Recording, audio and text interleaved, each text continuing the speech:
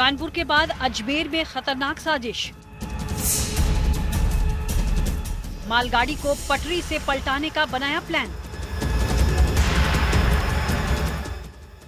Railway track पर मिले cement के भारी ब्लॉक्स। ब्लॉक्स को तोड़ते हुए निकली ट्रेन, हादसा टला। ये घटना रविवार की रात लगभग 10:30 बजे की है, जब अजमेर के सराधना के पास डेडिकेटेड फ्रेट कॉरिडोर के ट्रैक पर 2 सीमेंट ब्लॉक रखकर मालगाड़ी को डिरेल करने की साजिश रची गई। लेकिन ये साजिश उस वक्त नाकाम हो गई जब मालगाड़ी सीमेंट ब्लॉक्स को तोड़ते हुए आगे निकल गई। कानपुर के बाद अजमेर में रेलवे ट्रैक को नुकसान पहुंचाने की खबर मिलने के बाद जांच एजेंसियों के कान खड़े हो गए। पुलिस ने भी इस मामले में साजिश के हर एंगल को खंगालना शुरू किया है। इस बारे में कल रेलवे अथॉरिटीज़ ने सूचना दी। सूचना पे तुरंत जो हमारी कार्रवाई हो सकती है, पुलिस मौके पर पहुंची। रेलवे अथॉरिटीज़ ने जो हमें FIR दी लिखित में, उसके आधार पे हमने मुकदमा रेलेवेंट सेक्शन में दर्ज कर लिया है और SHO द्वारा अनुसंधान किया जा रहा है। इसके लिए हायर अथॉरिटीज़ ने एक SIT भी गठित करी है और इसमें हर एक पहलू पर अनुसंधान किया जाएगा। क्योंकि ये थोड़ा सुनसान इलाका है और गाँव से दूर है, तो जो भी अवेलेबल रिसोर्सेज होंगे उनके आधार पे और कार्रवाई की जाएगी। इस मामले में जांच एजेंसियों को साजिश के तार इसलिए नजर आ रहे हैं क्योंकि जिस सीमेंट्स के ब्लॉक को रेलवे ट्रैक पर रखा गया था, उन ब्लॉक्स का वजन 70 किलो से लेकर 1 टन के बीच था। ऐसे में ट्रैक पर पत्थर रखने का काम किसी एक व्यक्ति का नहीं हो सकता है। ऐसे में पुलिस ने ब्लॉक्स रखने वालों की पहचान करने के लिए आसपास के CCTV को खंगालना शुरू कर दिया है।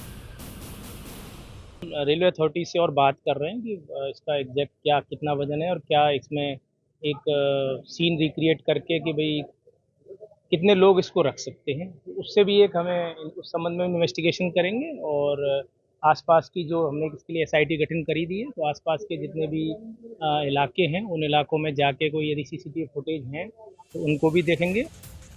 इस मामले में DFCC के कर्मचारियों ने मांगलियावास थाने में रिपोर्ट करवाई है। घटना की गंभीरता को देखते हुए रेंज IG के निर्देश पर SIT का गठन किया गया है, जो इस घटना के हर पहलुओं की तफ्तीश करेगी।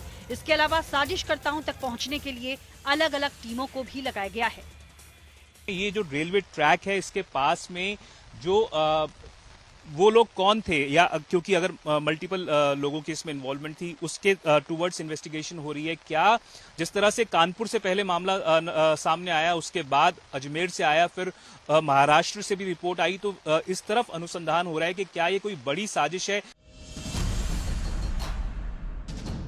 हालांकि कानपुर और अजमेर की घटनाओं का मोडस ऑपरेंडी एक जैसा नहीं है, लेकिन दोनों साजिशों का मकसद एक ही था।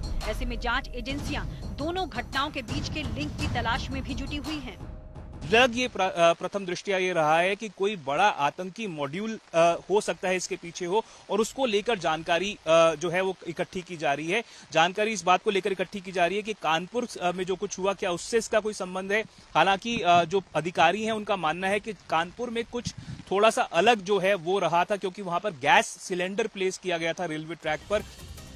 एक तरफ कानपुर में पैसेंजर ट्रेन कालिंदी एक्सप्रेस को डिरेल कर बड़े पैमाने पर लोगों को मारने की साजिश रची गई थी, वहीं इस डेडिकेटेड फ्रेट कॉरिडोर ट्रैक पर मालगाड़ी को पलटाकर देश की अर्थव्यवस्था को नुकसान पहुंचाने की कोशिश की गई। मेरे पीछे आप देख सकते हैं DFCC का फ्रेट कॉरिडोर है।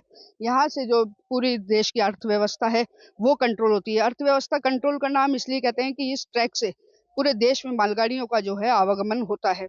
ये जो ट्रैक है यह फुलेरा से लेकर के अहमदाबाद के बीच में जाता है और DFCC के लिए ये काफी महत्वपूर्ण ट्रैक जो है वो माना जाता है।